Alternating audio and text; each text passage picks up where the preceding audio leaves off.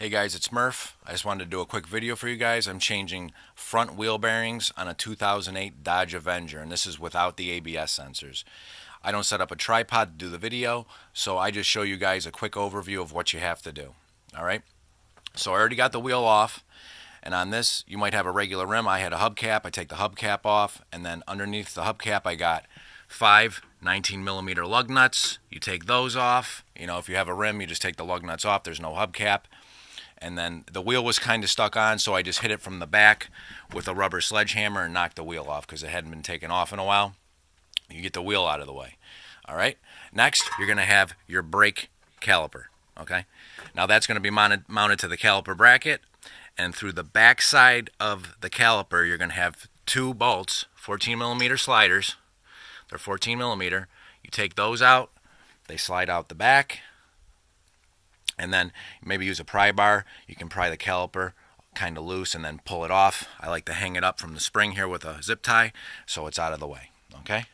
Now after you get the caliper off, you're going to have the caliper bracket as well. That's what I call it. Hopefully that's what it is. And that's going to have two bolts holding it in place like this. Okay. It holds the pads. I just leave them in it so you ain't got to redo all that. And that's going to have two 18mm bolts going through these holes right here, holding that in place. So you take them off, you know, use a bigger wrench. They're usually pretty tight. You get those off, you pull that out. Okay, then you're going to have your rotors going to be still on this. So what I like to do is I just hit it with a sledgehammer from the back, side to side, break it free, and then pull it off. They're usually not too bad, but sometimes they can be. They kind of rust around here on the bearing assembly, so spray it with lube, spray everything with lube. Okay, get that off. Then on the spindle, you're going to have another bolt. It's 1.25 inches is the size. That'll be on that. I used an impact gun to get that off. If you don't have an impact gun, it can kind of be a bitch, but that's the best way to do it. So then you get that bearing off the spindle. And I like to have that off ahead of time anyway, because then you can push the CV shaft back and kind of get to these bolts that hold the bearing assembly in place. They're 15mm bolts. You got two on each side. Okay. So then you can use extensions or swivels or even a wrench. They're kind of hard to get at. If they're real tight, just use two wrenches, double the wrenches up to kind of make a mini pry bar. And then you get those loose.